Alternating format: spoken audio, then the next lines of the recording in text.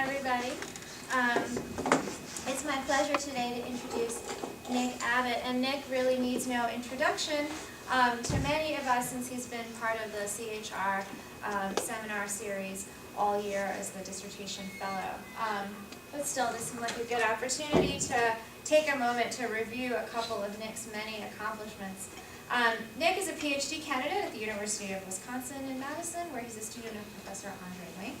And his dissertation is called Household, Family, and State Negotiating Sovereignty in Sarkar in the Asal-ud-daula from 1775 to 1840.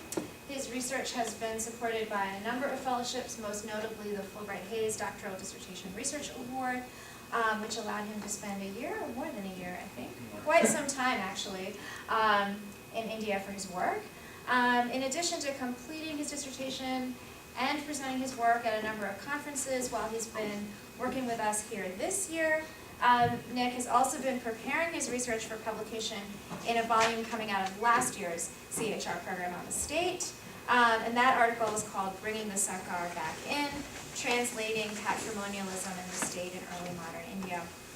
And as that title and this one and the dissertation title all suggest, Nick's work has really been at the forefront of encouraging us to think through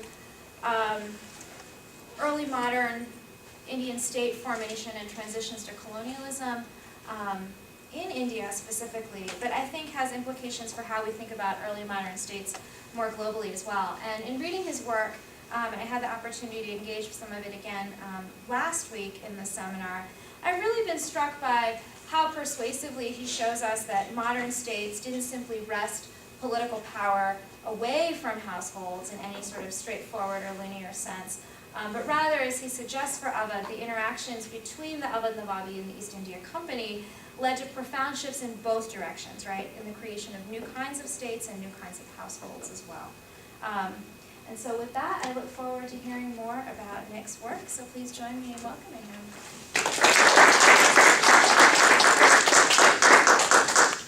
Thank you, Maitali, for that very generous introduction, and thank you to all of you who I've pretty much all had the pleasure of interacting with on a personal basis. This has really been a wonderful and productive year for me, so thank you all for making that happen.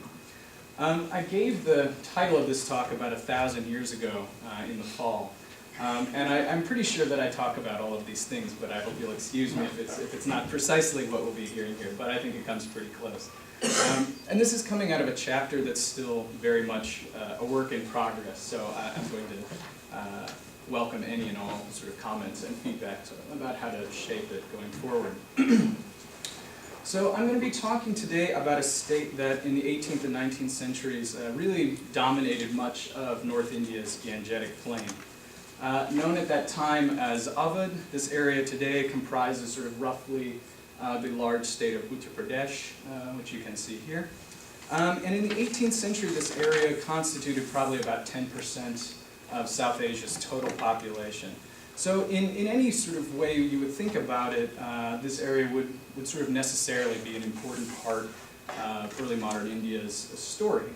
But beyond this, Awadh is really in many ways also the story of the rise and spread of British colonial power in India as well.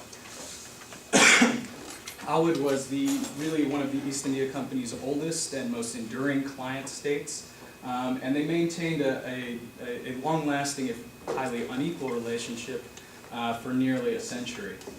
This was a relationship that was particularly beneficial for the company, as Awadh was responsible for financing directly or indirectly most, if not all, of the company's wars of expansion in the first 100 years of its rule.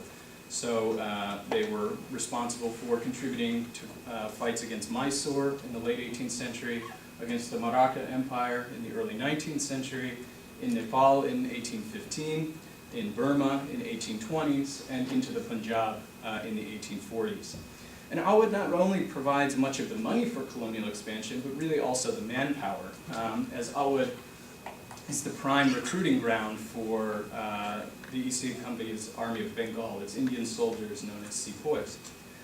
This could be a productive relationship in that we see rising in Awadh a kind of distinct Anglo-Indian court culture, as evidenced by one ruler's distinct sartorial choices.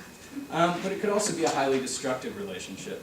And Awad really becomes the crucible, the epicenter of the 1857 to 8 Sepoy Rebellion, which would lead to the abolition of company rule and the reconstruction of the colonial regime. But despite this importance to India's colonial history, modern study of Awad has really been characterized by a shockingly narrow range of historiographic concerns.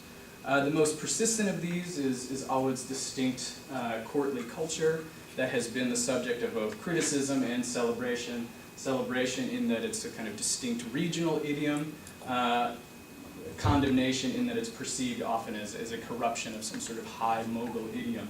And we can see in one of the most notable works by a late 19th century Muslim social reformer, Abdul Halim Shutter, his famous work really sort of captures both of these poles. At the same time, historians of 18th century India have highlighted how Awad fits into kind of the emergence of a regional state system growing out of the Mughal Empire in the 18th century. And then finally, historians of the colonial period have seen Awad as an example of a kind of distinctly British pattern of indirect rule, one that has, the study of which has focused on primarily forms of revenue extraction, demilitarization, the authority of the resident or the company's sort of chief official on the ground, and then kind of the creation of overlapping jurisdictions between the resident and native rulers. But this is perhaps unsurprising given that this is a series on family history, but I'd like to argue today that family approaches might be useful not only for breaking out of these kind of narrow categories of study, but also I'd like to suggest that family is really central to how we understand Awad's story and by extension the formation of Britain's empire in India. And I think when we look at this phenomenon of indirect rule, this is quite clear. Because what allows indirect rule to work in the context of these patrimonial regimes, like Awad, and Awad's hardly exceptional in many of its structure, is what makes this work is the company's ability to insert itself within ruling family politics, to exploit kind of pre-existing fissures, and to really position itself as an arbiter of familial dispute. At the same time that this is happening, the company's also very effective at introducing within Indian ruling families new sort of conceptual divisions. And as the title of my dissertation shows, a lot of these divisions focus around developing separate categories between household, family, and state, as well as between ideas of separate political and domestic spheres. So that as part of this process, various members of the ruling family who had been kind of all part of all of these different domains simultaneously become shunted into different categories, largely along lines of gender, I would suggest, but also according to generation, degrees of kinship, marital status, etc.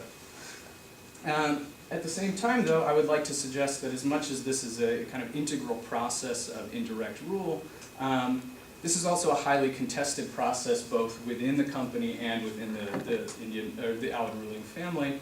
And equally importantly, perhaps, this is not a unilateral imposition by a hegemonic colonial regime, but that members of the Awad ruling family are sort of actively participating in this process, appropriating various categories, advancing their own competing definitions as part of their own struggle for power with one another and with company officials.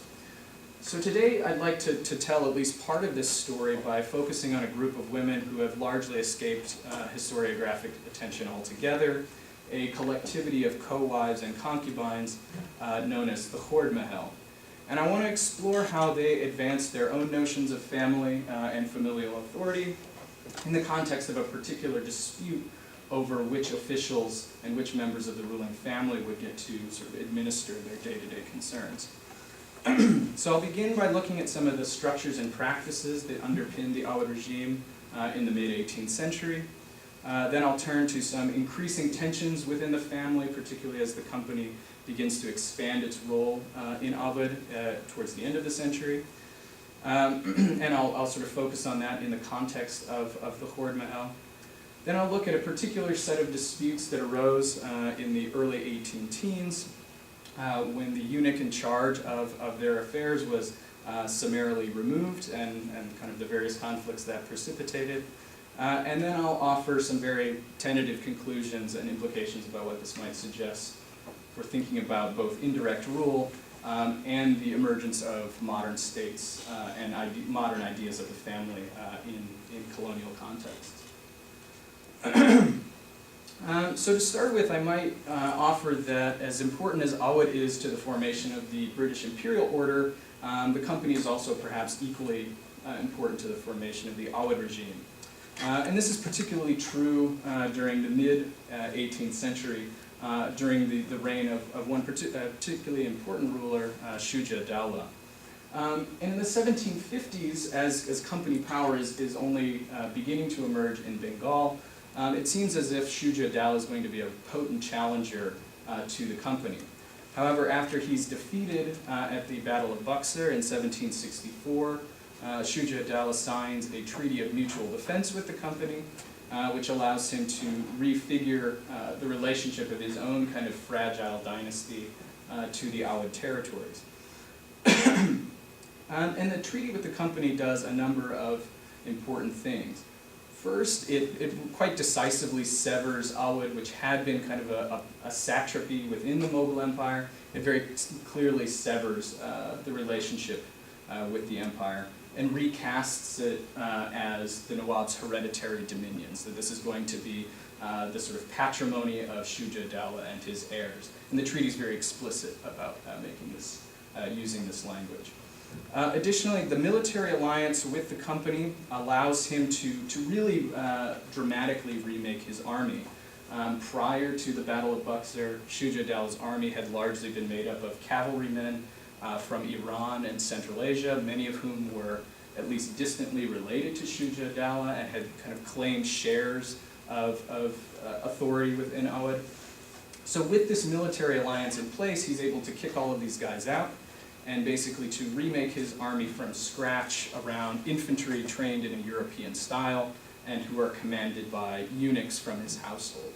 And so what's kind of interesting about this, I think, and I'll offer this just perhaps for later discussion, is that we can see kind of a military fiscalist sort of restructuring of the state, but that's also taking place simultaneously with sort of a deepening patrimonialization of the Awad regime.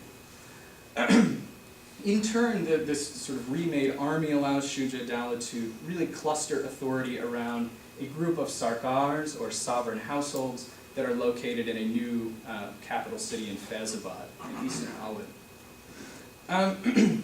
So to turn very briefly to the notion of the Sarkar, this is really kind of the building block of the Awad regime. And they're sort of arranged in concentric rings of power that are initially built on the house or khana, which in Indo-Islamic theories of kingship, which in a very distant sort of way also follow from Aristotelian ideas of economy, sovereign authorities really thought to emanate from the khana. Beyond that is the Sarkar itself, which is constituting the household and all of its sort of peripheral establishments, so stables, workshops, kitchens, offices, all of these different sort of paraphernalia that are attached onto the domestic space. And this is going to serve sort of as an interface with rural administration, which is called mulk, and also the army itself, called sipah. However, significantly, Shujaz is only one of several Sarkars that are comprising the regime. Others were headed by his chief consort, a woman known as Bahu Begum. There was also a large household commanded by his widowed mother, Sadr Nisa Begum, as well as other smaller households headed by various eunuchs. These eunuchs sometimes served only in the households of the Begums, and then sometimes in multiple households. Further tying this all together is a rather fluid exchange of capital, various land and revenue rights, and authority between particular territories. Finally, within this dispensation, there's also Asal-ud-daula's eldest son and heir apparent, who is the son of Bahu Begum, and he heads a very small household of his own, which is funded by his father. And then we have the women of the Khord Mahal, who are all of Shuja-daula's other wives and concubines, and their children. Now this word Mahal may invoke for some this slightly famous landmark here, which is well worth the visit. But it's a much more complex word in this context. And in early modern Indo-Persian, which is kind of the language that we're primarily looking at here, a mahal is both a palace space and the woman or women who occupy it. And so it's kind of working on both a sort of personal and spatial level. And within the ruling family, there are kind of two primary divisions among women known as mahal. First, there are those women who are married to the ruler by nikah right, which is a right that's recognized in both Shia and Sunni Islam. And these are typically the Nawab Begum, the ruler's widowed mother, and his chief consort, the Khas Mahal Begum. And Begum is just a title for a Muslim woman of rank in Indo-Islamic society. Far below these within the Awad familial hierarchy are the women known as the Khord Mahal, who are married by the Mutta right or temporary right, which is only recognized by Shia Muslims and is considered a much less prestigious marriage form. And the Khord Mahal encompasses not only these women but also their children, both male and female, and then any daughters of theirs of any age who remain co-residential in the Khord Mahal. And so these groups are distinguished not only by marital status, but also through economic privileges and powers, or the lack thereof. So the Khas Mahal Begums not only have separate residences, as we saw from that other diagram, but they often hold sizable portfolios of land and commercial interests, and maintain their own independent incomes, and typically claim parentage, at least, of the eldest son and heir apparent. And this really allows them to perpetuate power across multiple generations. This is particularly significant because women in Awad tend to outlive their husbands on average by about 30 or 40 years. So the ability to reproduce power across multiple generations is no small matter. The Khord Mahal, however, is in a much different position. They have a shared residence, and they live off of stipends that are paid by the current ruler, whoever that may be.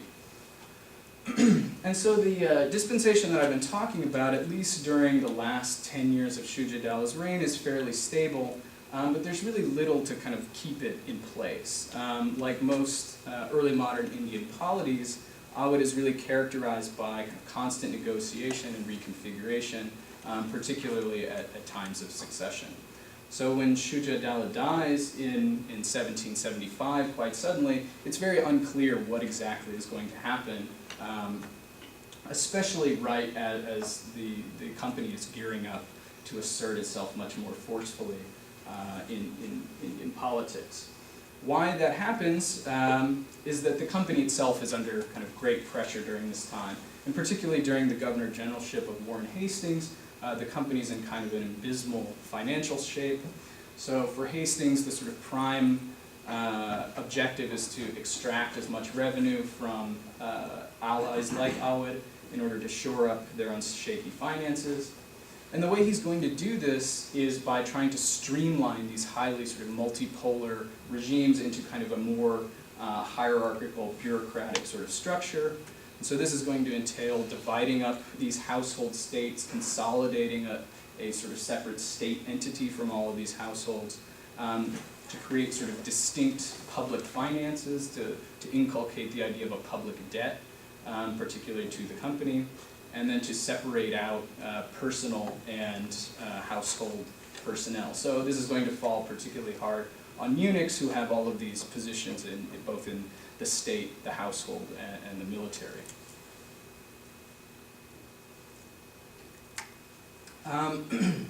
While all of this is going on, the new Nawab, the new ruler, Asal-ud-daula, is also sort of struggling for power and trying to figure out what the new arrangement is going to be with his mother in particular, who's the other sort of dominant figure within the regime.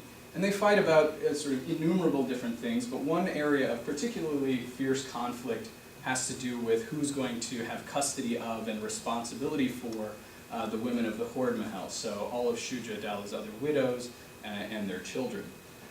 And this is not sort of an insignificant matter, because again, going back to Indo-Islamic theories of kinship, in which sovereignty and authority sort of proceeds from and constitutes an extension of household and familial management, in order to project power, both are going to want to claim custody to various members of the family, and yet neither of them really want to pay for it, which is often the way it goes with family. But it's particularly acute for Asal-ud-daula, who's facing all of this pressure from the company to sort of suck up as much sort of excess revenue as they can. Bahu Begum is willing to sort of take financial responsibility for the Khord Mahal, but she makes it clear that she has a couple of different demands. One is she wants Asal-ud-daula to grant her a whole separate estate, which she says she's going to use to defray the costs of providing for these women, and also she wants sole control of arranging marriages of Asal-ud-daula's children. This is going to ideologically not only sort of bolster her claims to authority, but it's very clear that she wanted to make very strategic alliances that would preserve the strength of her own household. This doesn't quite work out though, and the two reach a compromise of sorts where Asal-ud-daula is going to agree to pay for the stipends and the various marriage costs. Bahu Begum won't get any new lands, but they will agree to arrange the marriages sort of in concert with one another. And then Asal-ud-daula's chief eunuch, a man known as Tehsin Ali Khan, is going to be responsible for sort of overseeing the day-to-day affairs of the Khord Mahal. And this arrangement sort of holds together for much of Asal-ud-daula's reign, although the sort of scattered references I've been able to come across, Bahu Begum sort of complaining constantly that he doesn't pay these stipends on time, and he never, he's always dragging his feet on arranging marriages. But even this arrangement gets kind of upended when Asal-ud-daula himself dies quite suddenly at a relatively young age. In 1797. And again, this is another sort of moment of considerable upheaval. Initially, the company decides to install Asal-ud-daula's adopted son, a young man called Wazir Ali Khan, although it became very clear that he was not going to be the kind of quiescent, young, malleable ruler they'd hoped for, so they depose him after a couple months. And then they decide that they're going to place Asal-ud-daula's second eldest brother and his half-brother, Sadad Ali Khan, whose mother had lived in the Khord Mahal. But the company is very nervous about doing this kind of all of this regime change stuff. And in order to legitimate this coup, the company goes to Bahu Begum and says, look, we'll kind of broker a favorable deal with you as long as you sort of publicly announce that you're okay with everything that's going on. And so this becomes a moment where Bahu Begum really sort of gets all that she had been angling for during the reign of Asal-ud-daula in exchange for going along with this regime change. So in an agreement brokered by the company between her and Sadad Ali Khan, all of her different lands are consolidated into this semi-autonomous contiguous estate in eastern Awadh, and as you can see, this is a huge chunk of territory. Additionally, all the new territories that she's receiving are kind of earmarked to pay these Khord Mahal stipends, but she's only required to pay a certain fixed amount. So any sort of development that she does in this land to expand cultivation, this is going to be sort of pure profit for her. However, within these agreements, it's really not clear to what exactly is the nature of Bahu Begum's authority over these women. In the deliberations with the company, she makes it quite clear that she wants exclusive control over these women, their children, and all of their different affairs. So in a proposal that she sends on the left here to the company, she wants Sadad Ali Khan to promise that he will have no concern or interest, that he won't interfere in any matter at all. But the company somewhat balks at this And the agreement that they finally make says only that Bahu Begum will be responsible for making sure that pensions are paid, but it doesn't say anything else about the nature of her authority. This gets even more complicated, and I apologize for that, with, oh no, another treaty that's happening with Sa'd Ali Khan in 1798, which says that Sa'd Ali Khan shall possess full authority over his household affairs, his hereditary dominions, his troops, and his subjects. However, the treaty doesn't make clear what household affairs is really sort of comprising. And this phrase that appears in the Persian document, Amur-e Khanagi, this is coming out of that term khana, but it's not clear where exactly the khana is, which khana we're talking about. And so this is a rather sort of ambiguous rendering. Moreover, this idea of full authority gets qualified in a slightly later treaty where the company forces him to promise that he will always advise with and act in conformity to the counsels of the officers of the Honorable Company. But kind of as vague as all of these agreements are, there isn't sort of an open dispute that leads to extensive debate about any of this for another 10 years or so, and we'll come to that. But throughout this time, the women of the Khord Mahal aren't sort of sitting by, kind of waiting for their affairs to be decided. And right away, they make it quite clear that they're very dissatisfied with all of these new arrangements. The evidence for all of this is rather sparse, because this is not something that company officials are particularly interested in, but from sort of scattered references, we can kind of piece it together.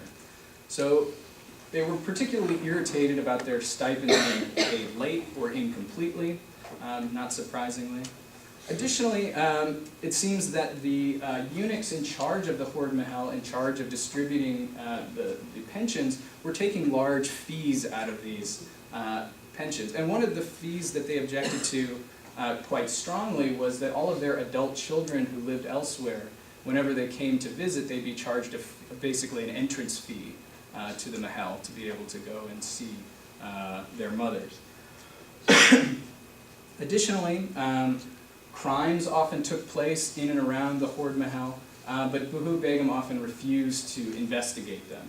And these could include robberies, and I even came across in one instance a murder that it was only after several months of the company's officers sort of pushing her to investigate the murder that she apprehended one of the suspects. So in protest of these various grievances, the women of the Khord Mahal sort of resorted to a number of measures. One was demonstration, and it's not entirely clear how this worked, but it seems that the women of the Khord Mahal would send their female servants to rob markets when in protest of saying, well, you're not paying us, so how can we support ourselves? So they would go into the market and raid them, and generally sort of protest loudly in public spaces. Occasionally, Bahu Begum's officials in the city of Faizabad would crack down on these raids, and we come across references to these female servants often being punished violently, and sometimes with the tacit approval of the company. The women of the Khord Mahal often threatened to leave the city in order to embarrass Bahu Begum and Sa'd Ali Khan, and some even make good on this and occasionally relocate to the new capital in Lucknow, where Sa'd Ali Khan's living, to take up residence under his care. This ongoing tension and complaint finally leads in 1812 to Sa'd Ali Khan dismissing Tehsin Ali Khan, the eunuch who had been overseeing all of this. And it's this act of firing the kind of long-established eunuch that precipitates all of these sort of ambiguities to be brought out into the open. So as soon as she hears that he's been dismissed, Bahu Begum complains to the company's resident, asking him to sort of intervene in this. And her argument primarily revolves around claiming that from this agreement back in 1798, she has unlimited powers over the Khord Mahal. And so as she said to the resident in a letter, the concerns of the whole of the Mahals have ever been under my direction and control, nor can anyone else interfere with them. But beyond the agreement, she also claimed a kind of matriarchal authority over these individuals in her capacity as the eldest and highest ranking woman of the ruling family.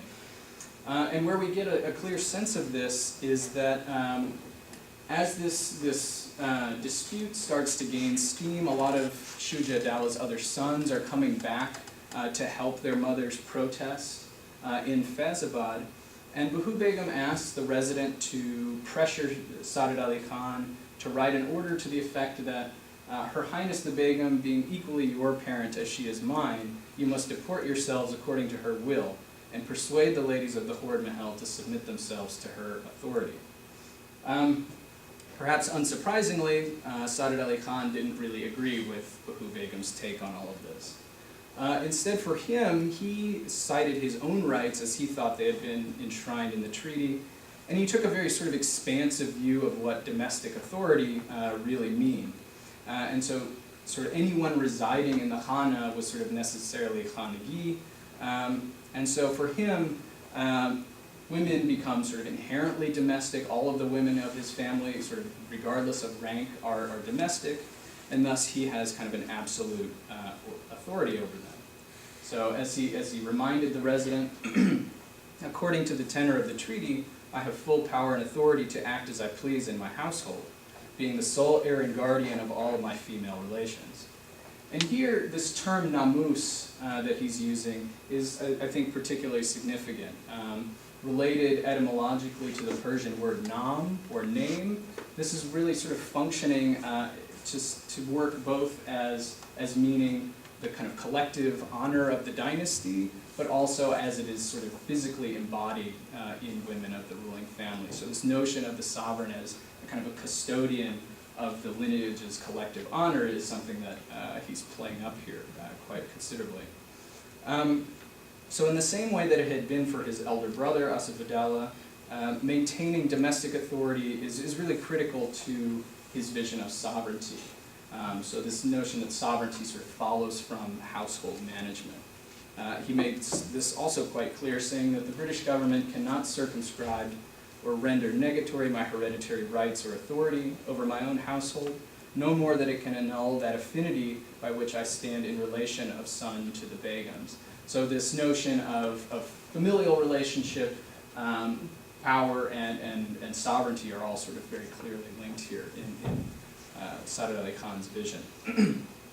However, he was also hoping to sort of capitalize upon the company's notion of these distinct categories between political and domestic. So elsewhere, while he suggests that sovereignty sort of follows out of domestic authority, he also wanted to make sure that it could be seen as clearly distinct, which would obviate any sort of treaty-bound obligation to consult with the company in these matters. So the obligation to ask advice can therefore never do away with my absolute control and authority over every branch of my household. And I think the last most significant point that he makes is that in his reading of the agreement, Bahu Begum really only has power to distribute stipends, and most significantly, her power is contingent upon the consent of the women living in the Khord Mahal. And he's very clear that insistence to the contrary is going to not only produce outcry from the Khord Mahal, but be damaging to his own authority. So he told the resident, if you contend that the ladies of the Mahal have been subjected to the authority of Her Highness, God only knows what disturbances might be created. The degree of authority which I possess over even Her Highness the Begum's concerns will be demolished by what follows. And he was not wrong about that. But the resident was not particularly inclined to agree. And even though in the sort of long term, the company is very keen to support this notion of patriarchal sovereignty, in this particular instance, the resident took Bahu Begum's side. And for him, the kind of most important issue is that because there's a legal and diplomatic relationship between Bahu Begum and the company, this sort of necessarily makes actors who would otherwise be domestic political. And here I use my own translation of a letter he wrote to Saadat Ali Khan, because I think in the Persian he makes it much more explicit what's going on. So, Her Highness is your mother, and on this account her affairs can be called domestic, but because they were settled through the intercession of company officials, they are necessarily excluded from your Highness's domestic affairs. Of additional importance, these kind of later treaties, there's a hierarchy of treaties, and so what really matters is Saadat Ali Khan's obligation to consult with company officials on most matters.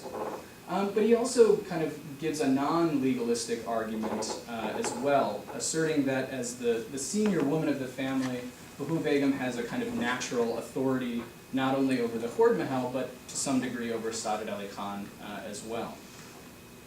So he told him in conversation that Tehsin's dismissal is improper, as it is contrary to established usage, and more particularly so with reference to the high rank of Her Highness the Begum of Faizabad and the relationship in which she stands to your excellency.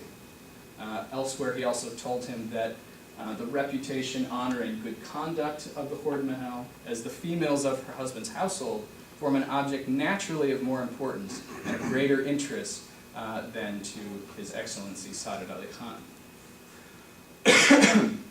So eventually, even though Saadat Ali Khan never buys any of these arguments, he's eventually pressured to reinstate Tehsin Ali Khan.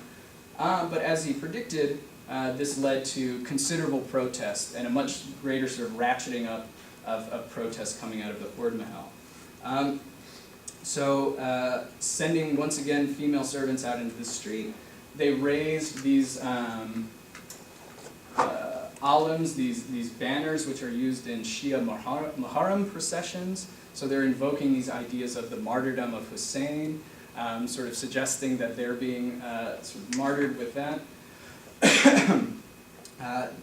Reports from the residents, people in Faizabad suggest that they're out in the street doing this kind of ritualized chest beating, again, which is a common sort of part of Shia mourning rituals for Hussein. Additionally, there's also a curious phrase that comes up in a lot of the Persian sort of intelligence reports, that the women are doing bandobast-e-zanana in public places, which essentially means that they're creating secluded harem spaces out of public spaces, essentially occupying them and sort of creating extensions of their own household out into the public sphere as a kind of form of protest. In response to this, Bahu Begum sends in her own soldiers to force everyone back into the palace. It becomes besieged. She cuts off supplies to the Khord Mahal in order to sort of force them into submission. But the Khord Mahal and their sons are not ready to pack it in yet. They break out, fighting their way through the troops, and make their way overland to the Nawab's capital in Lucknow. Once there, they occupy the large congregational mosque in Imambara in Lucknow, this building here, which is a quite fantastic place, and it's absolutely huge. So they basically occupy this whole thing and hole up there in protest, waiting for the matter to be resolved. And throughout this time, they're making their own quite compelling claims. So they maintain that the Khord Mahal has always been this sort of separate entity, as they make clear in a petition they sent to Saadat Ali Khan. After the death of Shuja-ud-daula, the late Asaf-ud-daula made the Khord Mahal a separate interest, and the Begum had no business with it. He paid our stipend separately, and he even sent us separate gifts. They're very keen to emphasize the number of gifts that we received. As a result, Bahu Begum had no authority over them, and more importantly, this position of Nazaret, or the eunuch supervisor, is contingent on their consent. And they spell this out quite clearly, that they had put up with Tehsin for a long time, but it was the only reason he had stayed in place was because they had volunteered to submit to him. And I think the last and most important rhetorical move that they're making is to suggest that they constitute sort of a separate family of their own, one that is sort of embedded within the larger ruling family, but is somehow distinct. And so where I think we get a sense of this most clearly is in the use of the word khandan, which today in Hindi Urdu means kind of domestic co-residential family, but in this early modern period is much more used to talk about a dynastic lineage. So they're playing with this term. So we can see in this quote by Saadat Ali Khan saying that what's going on is a disgrace and indignity to the women of this family. And here he's playing with this word namus again, the namus of this family. But the Khord Mahal are using it in a much different sense. So one Begum wrote to him saying, "We will never accept the Nizar of Tahsin Ali Khan, who is a tyrant and an enemy of our family, dushman-e-khandan-e-ma."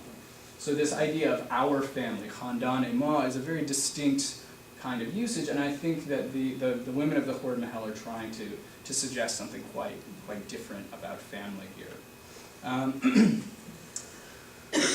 So in the interest of time, I'm going to skip through a couple of things here. But the way this story ends is kind of quite anticlimactic. The women are in the Imambara for sort of months at a time, and finally, with their own money running out and nobody willing to pay for them, they've pawned all their jewels, they don't have anything else. Saadat Ali Khan says, okay, we're going to have Tahsin Ali Khan be the eunuch in charge, and you guys are going to go back to Faizabad, but I'll pay you more money. They sign a number of agreements with each other, and the women head back to Faizabad. But despite the kind of anticlimactic resolution to the story, I think this event really brings out a number of important issues in thinking about colonial rule in India during this period. So I think on one hand we can see a number of tensions in the company's ideological commitments. On the one hand, trying to reinforce notions of patriarchal sovereignty, of natural hierarchies within ruling families, but at the same time, this separation of distinct political and domestic spheres, and these things don't really line up very evenly. More importantly, it's very difficult to differentiate between any of these different categories. Everybody has their sort of own view of it, and this is a sort of debate in which kind of multiple meanings of household and family are all being sort of deployed, and particularly they're being deployed strategically as part of intrafamilial conflicts as well. Finally, I think we can also draw some conclusions beyond Asal-ud to think about how indirect rule really is resting on the ability to disaggregate households and states and disaggregate the political and the domestic. But again, there's really no consensus on what's defining these. But beyond that, I think these divisions are not just being unilaterally imposed. I think these are contests in which everyone seems to have a stake into how these categories are being framed. There's really constant negotiation about what these categories, how they're constituted. And more importantly, these are negotiations in which many different voices are a part of. And so there's been a tendency in looking at these kinds of familial disputes to focus on the rulers themselves, maybe some of these chief consorts. But I think by bringing in individuals like the women of the Khord Mahal, we can see that there are kind of numerous fault lines on which these debates are being taken place, not only along gender, but also along gender, kinship, and marital status. And I think when we appreciate all of these different fault lines and the different voices at play, we can get a better sense of how ideas about the state are being constructed also in juxtaposition with ideas about the family. And I think attending to terms like Khandan and the various contexts in which those are being deployed, I think we can get a much fuller sense of that. So, stop here.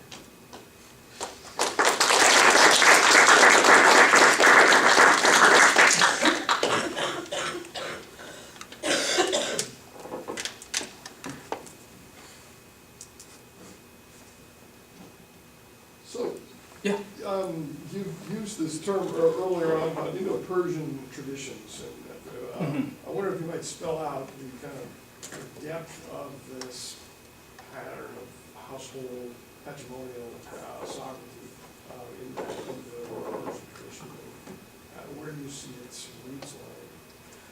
Well, so certainly, I mean, the term Indo-Persian is useful really only up to a certain sense. I mean, The way it's been deployed is that these Indian regimes, by being Persian-speaking, using Persian as their kind of primary prose language, that they're sort of drawing on this larger sort of Persianate intellectual world that's extending from the Ottoman Empire into Central Asia and India. However, I think in the sort of Indo-Persian sense that we're talking here, we're talking about intellectual traditions that are really rooted, for the most part, in the steppe as sort of transmitted through the Mughals. And so the Mughals are drawing on both sort of long-term Persian traditions of kingship that go, say to the Sasanians. They're drawing on Islamicate traditions, which are, again, sort of rooted in some of this Aristotelian economy. Those are being fused with steppe nomadic traditions. And so I think there's a particular package that develops with the Mughals and then gets reproduced with kind of regional variations among the successor states, like Awadh. And Awadh is interesting in that the dynasty is rooted in Iran. So the first generation of these rulers were born and raised in Iran. They were probably Turkoman in origin. So I think they too share in this kind of broad package of sort of steppe-infused Persianate, Perso-Islamic kind of traditions. I don't know if that answers your question. Well, I keep wondering about, wider variation. I mean, what does this represent? And so what were alternatives to this basically Turkoman origins? It's suggesting broader steppe origins. Are there other patterns of patrimonial power you're seeing acting being structured in South Asia? And yeah, I mean, the other sort of kind of dominant paradigm are certain idioms of Hindu kingship, which I think have sort of a similar kind of patrimonial orientation, but are less rooted in this, I would say, in this kind of negotiated sort of multiple household. I mean, clearly, if you look at Rajput states in the Northwest, these sort of various Hindu lineages, you see something much closer to this, but I think that the sort of ideological template is much more sort of centralized in the idea of a sort of Hindu householder, which there are parallels, but I think the sort of Indo-Islamic model prioritizes kind of contestation and negotiation in a way that the sort of Hindu kingship model I don't think does as much. So this is essentially much more pluralistic and complex than Yeah, I would say so. Brennan? Yeah, that was a great talk. So I'm thinking of 1857 all the time, unfortunately. But I was just thinking of if you fast forward a few decades, and I was trying to take the terms that you used, terms of indirect rule, a certain way of separating the political and the domestic, but then that not actually happening, right, and there being a tension there. And I'm trying to think, how can we, maybe you've already figured this out, how can we think of the doctrine of lapse, right, that happens a few decades after this, in relationship to those terms, like with direct, how does direct rule, direct rule seems to act on a certain natural idea, quote unquote, of sovereignty and lineage. But then it's also positing its own ideas about the domestic and the political in making that claim, right? Yeah, I mean, it seems to me that lapse is really sort of suggesting, I mean, there's a not so subtle teleology there, that when these patrimonial states sort of expire, their kind of natural lifespan, when the sort of heirs run out, then that is sort of necessitates a kind of more statist intervention. I think what's interesting in the Awadh case is that because lapse isn't the rationale, but what's interesting about the Awadh case is that it really comes out of this story because Wajid Ali Shah's sort of refusal to clear up this division between household and state. The residents always complaining, well, he only hangs out with eunuchs and musicians, and he's putting these people in different positions that they don't belong in. But also, these conflicts about pensions get so annoying to the company that they devise these sort of structured settlements where the rulers invest significant amounts of money in company bonds and then use the interest off the bonds to fund the pensions of their choice to various surviving wives as a way of saying, well, nobody's going to want to pay these in the future, so we'll just alienate custody of these women and their sort of care to the company. And so, I mean, in some way the company wants to transcend these patrimonial ideas, but then they become custodians of these families through these financial structures. So, yeah, I don't know if that gets really, it. just to throw in a parallel, so Ganga in Jhansi is also rumored to be deviant in terms of sexuality. Like that's the discussion that emerges around him, and that's why the queen is so militant and masculine. Like there's a whole discourse around that. So I just think that there's some interesting parallels going through that. Yeah, no, I mean, I don't think this is a singular story in any way. Yeah. Just out of curiosity, what type of sources can be used? We have seen multiple examples from I assume the official documents of the company, but especially in terms of these fine details about how the family functioned in terms of these fundings and payments and etc. What is available there for this type of study and research? Well, not enough. So primarily what I've been using are, the company has this fantastically voluminous archive, and because they were writing and receiving letters in Persian all of the time, and then translating them, they still have a fairly complete record of a lot of the correspondence they received. The problem becomes who's allowed to correspond with the company and in what capacity. So the voices are very sort of selective. So you have a lot of letters from Buhu Begum, you have tons from the Nawab, but you really only get these letters from the Khord Mahal when they get enclosed in more important letters later on. So that's why it's kind of selective. The other big source are what are called akhbarat in this context. So they're basically intelligence reports that are commissioned by either the rulers themselves or, more importantly, the company. The company kind of appropriates the intelligence infrastructure of native states and continues to have all of these things generated in Persian. So they become these kind of day-to-day records of what's going on in Faizabad. And so there is a kind of chunk of these that talk about all of this sort of Shia imagery and demonstrations. This is pretty interesting.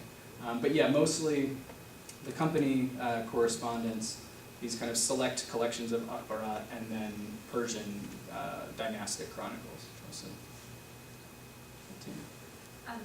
Michael, you can have it for me. Okay. So this is out of complete ignorance of everything about the event. Am I correct? So I mean, fascinating, and I can't tell you how often I was drawn back to thinking about like late Roman Empire and how the dynamics and problems are so similar with different players and in some ways different questions, but really interesting in terms of how do we negotiate public and private household and city and state.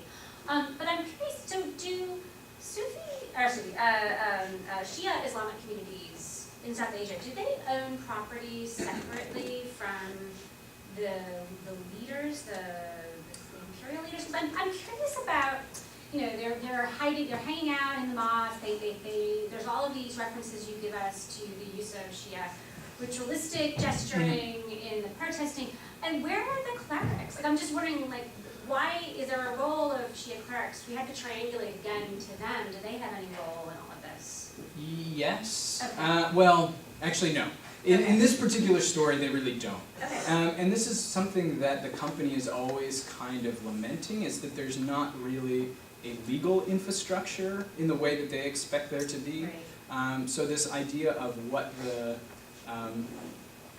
qazi, what the mufti should be, what sort of jurisdictions they have. It's very sort of patchy in Awadh, particularly compared to Bengal, where the company has had kind of a certain amount of time to set up an Anglo-Islamic kind of legal infrastructure. So the Awadh Nawabs become kings by British decree in 1819, and following from that, they really start to play up their Shia identity much more to differentiate themselves from the Mughals, who are Sunni, even though lots of them are crypto-Shia. And so that's when you start to see a clerical infrastructure built up in Alwood, but that's not until the 1820s. But in terms of the issue of property, one of the things that's kind of interesting about the occupation of the mosque is that there's all this property of or Asal-ud-daulas that's being stored there. And I had to cut this out, and I regret it now, but there's a mention in a later history where it says that Sa'ad Ali Khan gets very angry because the women go into the mosque and they start taking all the property, and they're saying, well, you know, this belonged to Asal-ud-daula, which actually belonged to Shuja-ud-daula, and we never got our shares of the property when he died, so we're taking it now. And then Sa'ad Ali Khan says, no, wait, this is state property, you guys have to leave. Is essentially, I mean, in many ways how the story sort of breaks down. So figuring out when you can call something state property, when that's going to be most convenient, and then when you say, oh no, this is actually family property, so you know it's not part of any sort of public debt obligation. And keeping it in a religious institution like a bank, effectively, but not really solving any of the problems of ownership. Yeah. No, I mean clerics do kind of come in and out of the story, but they're not really involved in this one. That's really interesting. This kind of follows maybe obliquely from his question, but I was curious to hear more about how the women of the Khord Mahal sort of lay claim to being a kind of a separate family that you suggested towards the end, and then there was a slide that came up that I missed with a quote about where they were calling Sa'ad Ali Khan their son. Oh yeah. Right? Sure. Yeah. So I was curious about kind of to hear more about what's going on there. I mean, are they kind of bypassing? So Sa'ad Ali Khan is one of their children, Yeah. right? So they're kind of bypassing the custom. I mean, they're just sort of tracing a different lineage, right, to kind of claim their own familial status. So I just wanted to hear more about that and what implications that has for like Sa'ad Ali Khan's own claim to his authority. Yeah. If it's coming sort of over these women or not. Well, I hope you won't say it's a cop-out if I say it's complicated. Because, I mean, this idea that of sort of collective motherhood is something that not only does Sa'ad Ali Khan play with, but Asal-ud-daula was doing this too, even though he had never lived with these women ever. So there's one point I came across a letter from him to Hastings, and it's this point where, you know, Hastings is like, you gotta pay us, man. And Asal-ud-daula says, well, you know, all of the women in the Khord Mahal, I can't pay them, and they're starving, and they're all my mothers. And, you know, a man of honor would never, you know, not pay them if he had the means to do so. So I clearly don't have the means to pay them, and I certainly don't have the means to pay you. And so he's very strategic about sort of saying, well, they're all my mothers. Sa'ad Ali Khan says, oh, they're all my mothers. And so to what degree there's kind of real affinity, or, I mean, to what extent these relationships are seen as something else beyond kind of a rhetorical ploy, I'm not sure. But it's interesting here also this idea of Nur Chasham. This is a common sort of thing that Bahu Begum is always calling both Asal-ud-daula and Sa'ad Ali Khan to sort of project this kind of filial obligation onto them. So unfortunately, the sort of documents that go with the Khord Mahal are quite small, and so it's kind of these very scattered references. But I do think there's a sense that there is a collectivity there that they are trying to suggest. And I'm still trying to work it out. But well, and I don't think one necessarily has to make a claim about whether there's a real affinity or not, because clearly you probably can't ever know. But yeah. I think the question of like when this claim becomes politically legitimate, I think is still an interesting one, and the fact that it is sort of made in this collective sense is also significant, right? Yeah. Sort of regardless of what individual people's affinities actually are. Yeah. Well, and I wonder too, because I mean the company is deeply invested in having the Has Mahal Begums be this sort of head of the family who, if they can negotiate with them, then they can sort of legitimate anything else that the company wants to do. So Hastings, for instance, is always very clear that, you know, he says in letter after letter that I recognize you as the real head of the family, to Bahu Begum. And so to what extent that's reifying that hierarchy and that notion of the Khas Mahals as head of the family, even beyond that, I think there's an argument to be made there as well. Yeah. You've hinted at this a couple other times, but I was wondering, when the household like retreats for a while, it reads so much as a strike, and I was curious about sort of like reproductive labor in the household, or any sort of like what the actual production, whether that's cultural or symbolic or whatever, is happening when they do that. Like, what are they withdrawing actually? Yeah, so I think there are two things going on here.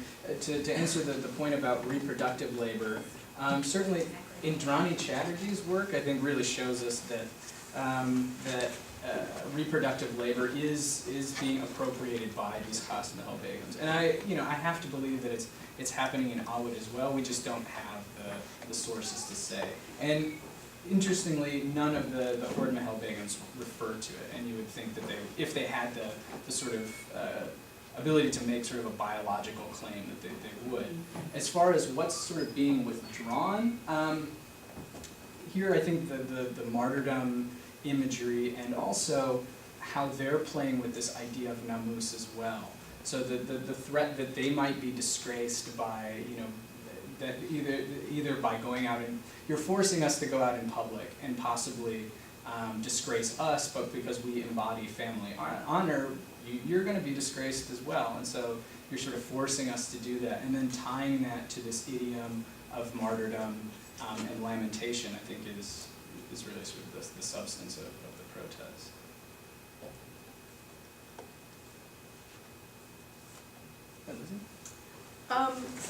So this is sort of separate from what you're doing, I completely realize that.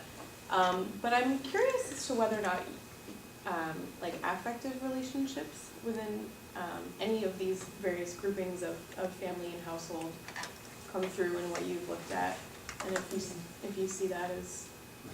Yeah, it's tough to find. Sure.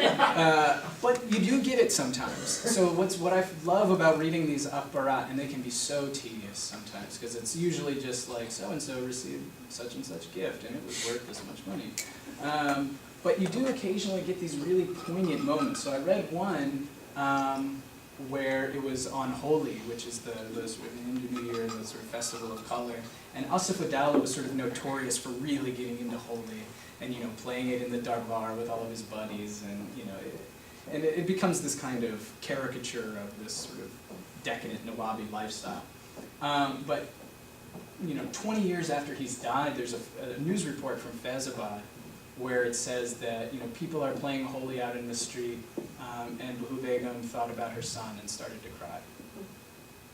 So you get these moments sometimes where the substance of these relationships really does come through, but it's there just enough to make you want a whole lot more of it. Sure, yeah.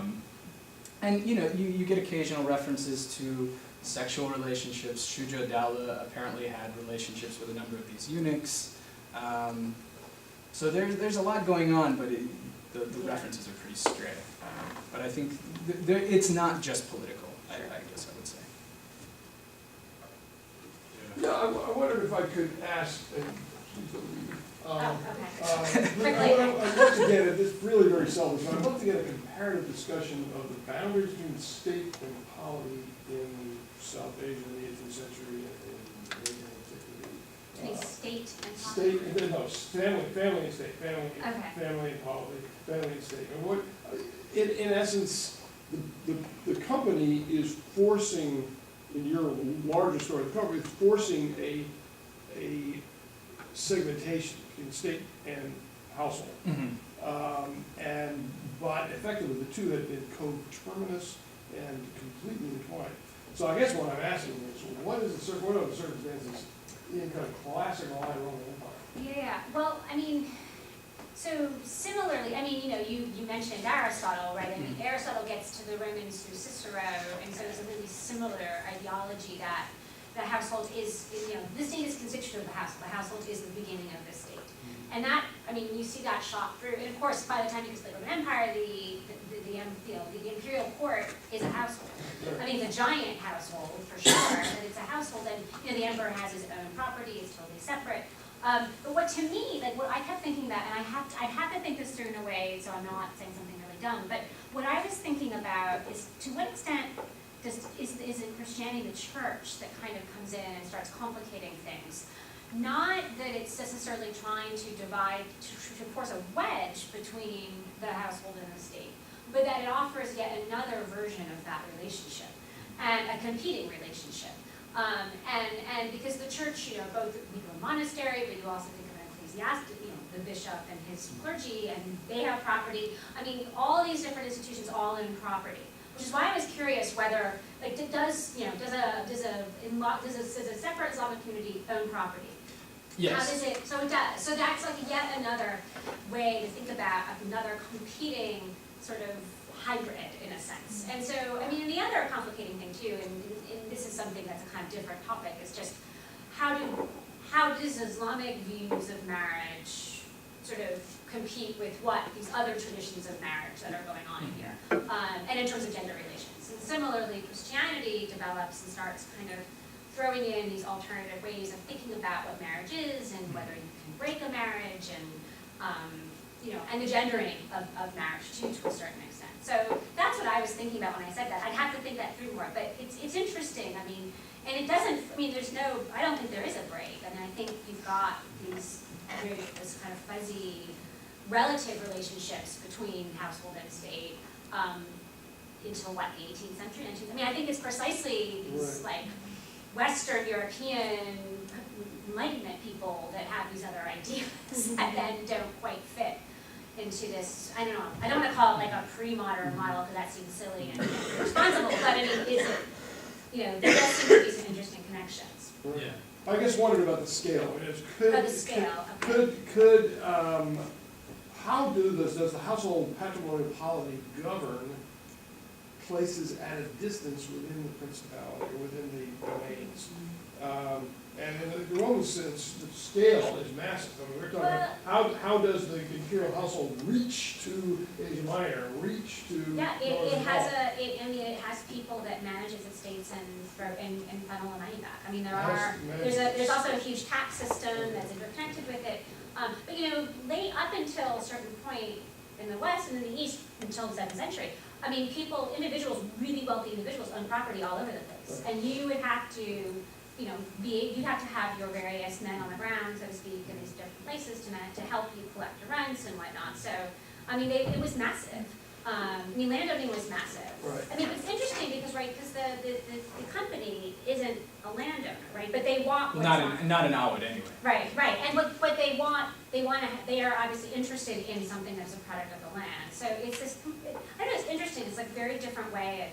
It's sort of capitalism that's not agrarian based, and how does that change family dynamics? Yeah, well, I mean, the way it at least works in Asal-ud is, and eunuchs are really kind of the linchpin of all of this, because they tend to be the most important tax farmers and tax collectors, because most of them come from rural Hindu families.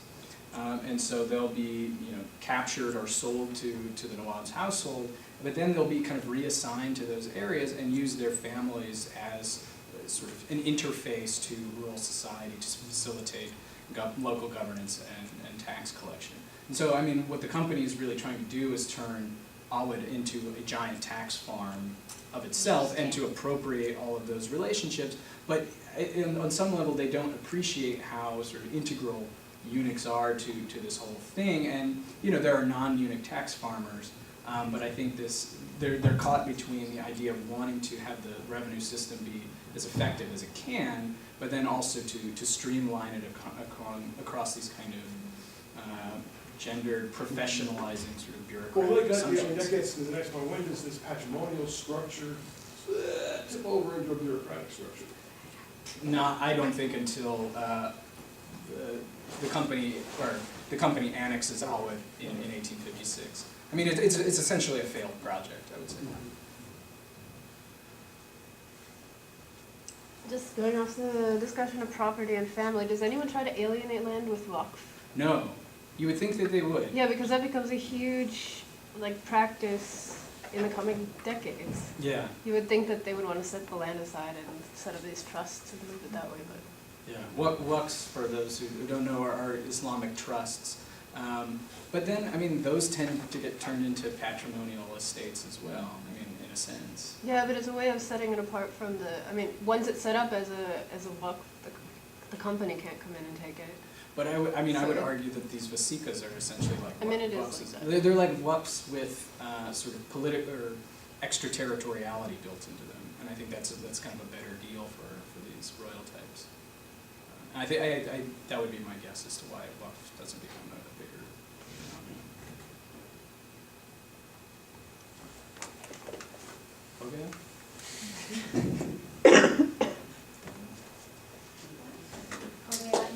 Thank you.